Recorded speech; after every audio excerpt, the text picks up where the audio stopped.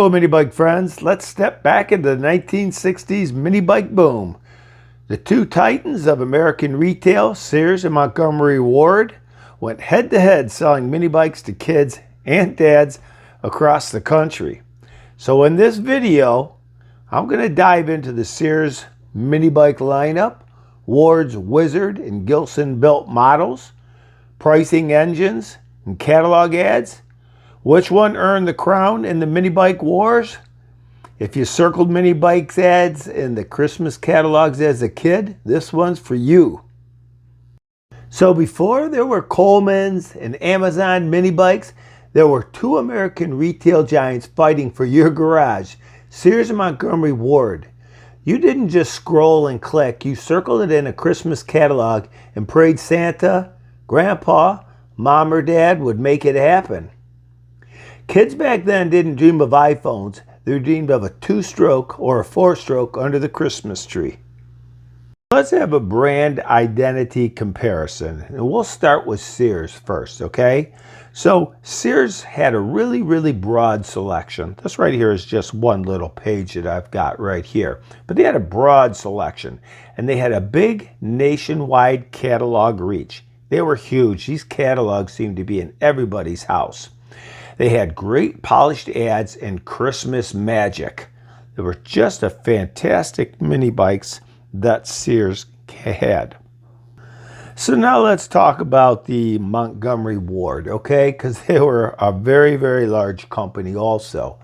But the Montgomery Ward, they had a rugged, farm-friendly style to them.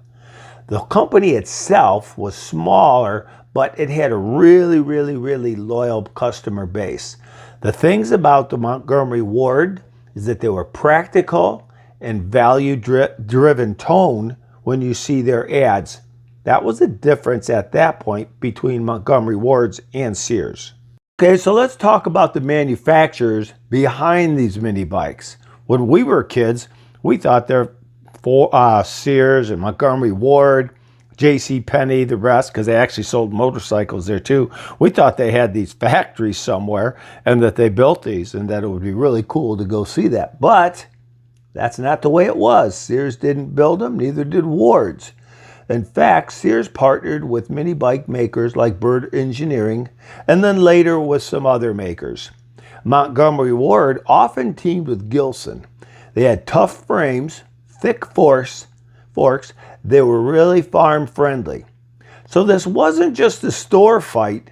It was a real American mini bike builders battling behind the scenes to make more mini bikes and sell more mini bikes. Well, there also was a design difference that I'd like to point out between these two companies. So Sears had one style and Montgomery Ward had another style, so to speak. In the Sears styles, usually they had taller handlebars, the frames were sleeker, the shapes were, they had cushionier seats, sometimes a 2-speed transmission, and a ride-to-school look and cool. Now the Montgomery Ward style, again, they had more beefy frames, heavier seat padding, chunkier tires on some of the models, riding across the field into the woods and over a long way home. That was what the Ward was actually trying to put across to the buyer. And there's the engine trivia. Both stores offered engines from Clinton, Briggs & Stratton, and Tecumseh, depending on the year. And horsepower bragging rights were serious business back then. You know a kid meant business when his dad splurged for a 4-horsepower mini bike. And of course, there was a Christmas angle that these companies use. Kids would run to the mailbox, flip to the toy pages, and boom, mini bike centerfold. Parents would say, no, too dangerous. And then Dad would be out riding it by New Year's Day. And customers, well, they experienced nostalgia. You didn't just buy it, you assembled it with Dad in the garage. That was half the magic. Today, kids unbox electronics. Back then, we unboxed horsepower. So, who won the mini bike war? This here's an opinion moment. there really wasn't a loser because America won. Sears may have sold more mini bikes, but Ward's bike built a loyal following, and today collectors chase both. I think both were winners. Sears won the hearts, and Ward's won the barns and the backfields. And the real winner? Well, anyone lucky enough to ride one. So it doesn't really matter if you're a Sears kid or a Ward's kid.